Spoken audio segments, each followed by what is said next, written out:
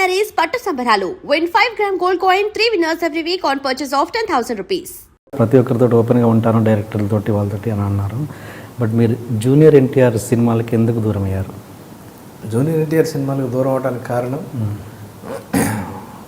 అలా ఓపెన్గా అయ్యి ఉండొచ్చు. దాని తర్వాత ఆయన పెళ్ళి అవటం, నాకు పెళ్ళి అవటం, నేను వేరే సినిమాల్లో ఉండి ఇంపార్టెన్స్ లేకపోవడంతో నేను ఈ సినిమాలో చేయకూడదని అనుకోవటం కావచ్చు. ఏదైనా చిన్న గ్యాప్ వచ్చిన మాట వాస్తవం. దానికి చుట్టుపక్కల క్యారెక్టర్లు హెల్ప్ అవుతాయి సార్ బాగా. మన ఆలోచనకి మనకు వచ్చిన ఒక డౌట్ను లేకపోతే మన సెంటిమెంట్లకి చేయటం, చుట్టూ ఉన్న ఎన్వైర్న్మెంటు వచ్చే వర్డ్ ఒకటి చెవిలో పడితే తను కూడా ఆలోచిస్తారు, కానీ ఫోర్స్ ఎక్కువ ఉంటే సరేలే అంటారు. ఆయనకి అది లేకపోయినా ఆ చుట్టుపక్కల వాళ్ళు నన్ను కట్ చేసి ఉండొచ్చు. మంచి రిలేషన్ ఉండే సార్ తారక్తో నాకు. నేను ఆయన ఎలక్షన్లో ప్రచారానికి వెళ్ళినప్పుడు వాళ్ళు వేసిన ప్లాన్ అద్భుతం. ఇంత ప్రచారం, ఇంత గ్యాప్లో ఆయనకి ఎంటర్టైన్మెంట్. ఆయన రోజు మాట్లాడి రోజు ఇదే చేయకుండా ఈ ఫ్రెండ్స్ అనేవాళ్ళు ఉంటే ఒక్కొక్కళ్ళు అంటే రోజు అందరు ఉన్న ఇబ్బంది. ఫస్ట్ సెక్టార్లో రాజీవ్ ఎంటర్ అవుతాడు, దాని తర్వాత సమీర్ ఎంటర్ అవుతాడు, దాని తర్వాత రఘు ఎంటర్ అవుతాడు. రఘు మొదటి నుంచి ఉన్నాడు పాపం. ఆయనంతా చేసిన స్పీచ్ని చేసి వెబ్సైట్లో పంపించిన అందరు ఫ్రెండ్స్ అందరూ బాగా. నేను ఖమ్మం ఎంటర్ అయినప్పుడు నేను వస్తాలే అన్నా అని చెప్పి ఖమ్మంకి ఎంటర్ అయిన దగ్గర నుంచి ఖమ్మంలో అద్భుతమైన సభ జరిగింది, భారీ ఎత్తున పెద్దది. మొత్తం ఆ ప్రచారం దాంట్లో ఖమ్మం టాప్ అనమాట. ఎక్కువ మంది జనాలు, విపరీతమైన క్రౌడ్. పండగకి గ్యాప్ ఉండి బండి క్యారవాన్ ఏమో సర్వీస్ స్టేషన్ పంపించారు విజయవాడ. అందరం కార్లలో బయలుదేరాం. తారక్ గారి కారులో ఎక్కాలి, నేను ఎక్క అన్నాడు. నేను బ్యాగ్ తెచ్చుకున్నా, ఆ బ్యాగ్ వెనక కారులో ఉంది తెచ్చుకుంటా అంటే అది తెచ్చుకునే లోపు ఇంకొకళ్ళు ఎవరో ఎక్కారు, ఆ బండి బయలుదేరిపోయింది, ముందు వెళ్ళిపోయింది. అది మేము కొంచెం దూరం వెళ్ళిన తర్వాత ఓ బండి కింద పడి ఉంది. దిగి వెళ్తా ఉంటే ఇక్కడ ఒక పిచ్చి అతను ఉన్నాడు, బాగా డస్టీగా ఒక పిచ్చి అతను.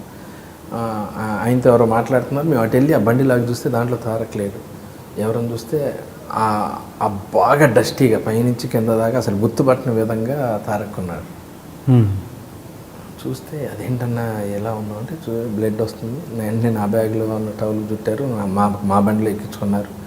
సూర్యాపేటలో మా పెద్దక్క ఉంటారు, వాళ్ళకి ఐడియా ఉంటుంది ఏ హాస్పిటల్ మంచిదని ఐడియా ఉంటుందని వాళ్ళకి ఫోన్ చేసి ఎవరితో చెప్పొద్దు, ఇట్లా చిన్న యాక్సిడెంట్ అయింది, హాస్పిటల్కి వెళ్ళాలంటే పలానా ప్లేస్లో హాస్పిటల్ ఉందంటే వెళ్ళి హాస్పిటల్ని మొత్తం రౌండప్ చేసాం. మేమైతే పేషెంట్స్ కాకుండా మిగతా ఎవరు ఉన్నారో అందరినీ పక్కకు పంపించి ఎవరు ఉన్నాయి.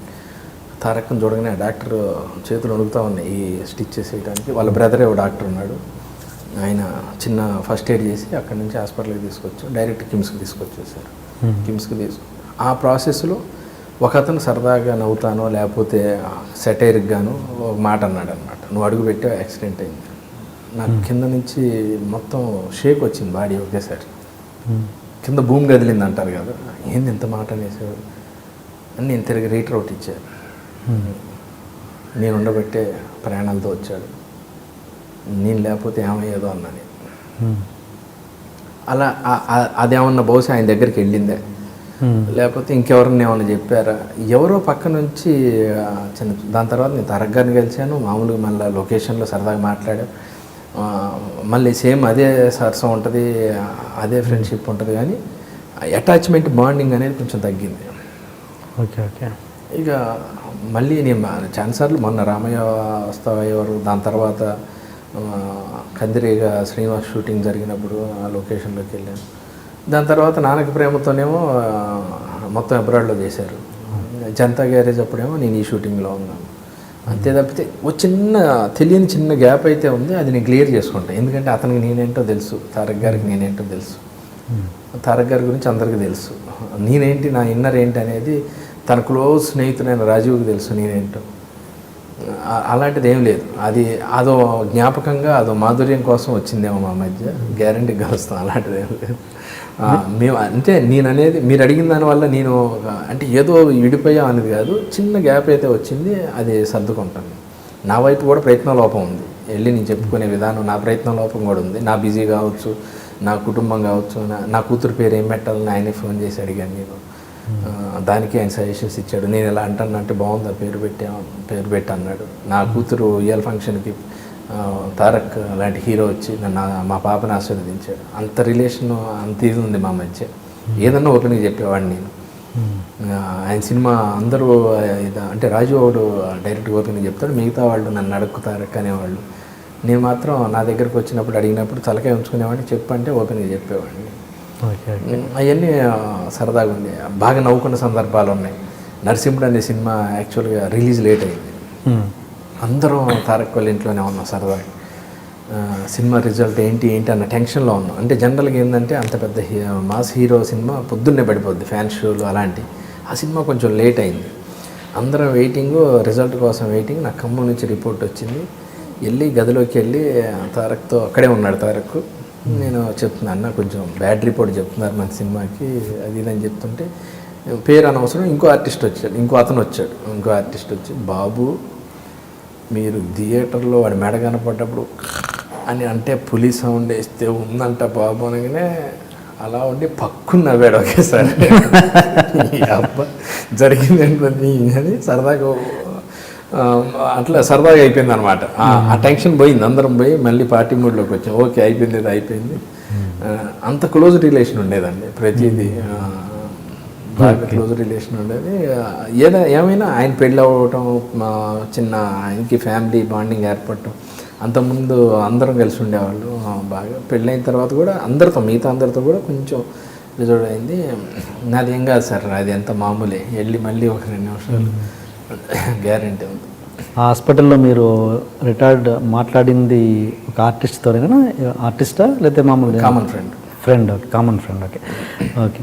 అంటే మామూలుగా ఇండస్ట్రీలో అనుకునేది ఏంటంటే జూనియర్ గురించి, ఎన్టీఆర్ గురించి ఇక్కడి మాటలు అక్కడ చెప్పారు శ్రీనివాస్ రెడ్డి, అక్కడి మాటలు ఇక్కడ ఎన్టీఆర్కి చెప్పారు, అందువల్లనే కొంచెం దూరం పెట్టారు అన్నది ఒక టాక్. ఎంతవరకు నిజం?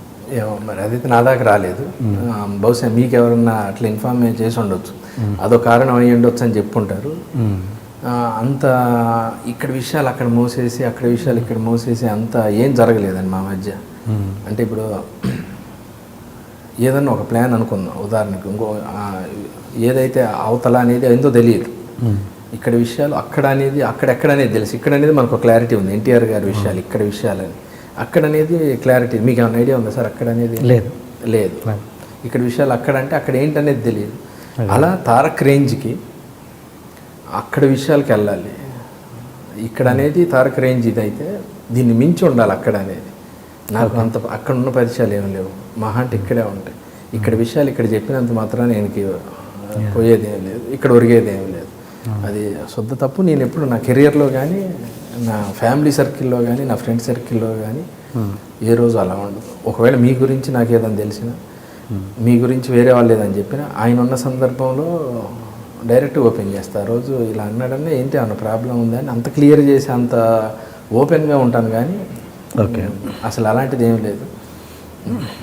బహుశా నేను ఒకవేళ నా గురించి ఎవరన్నా ఇలా చెప్పారు, ఇలా జరిగిందని తెలిసిన వాళ్ళని అడిగేవాడిని. అసలు ఎవరు ఏంటనేది తెలియదు, ఒక అనుమానం కూడా లేదు నాకు. అసలు తారక్ గారికి నాకు మధ్య జరిగింది, చిన్న దూరం అయ్యాము, దానికి కారణం ఏంటనేది అసలు అర్థం కావట్లేదు నాకు.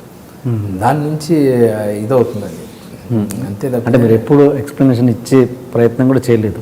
ఇంకా చేయలేదు. అంటే నేను అంటే కలిసినప్పుడు చెప్పాను, నేను మీకు ఏదన్నా రాంగ్ ఇన్ఫర్మేషన్ ఏదన్నా వస్తే నన్ను చెప్పండి అన్న, నాకు అది అని చేసి అలాంటిది ఏం లేదు సార్, అంతేం లేదు అది ఇదని అనేవాడు.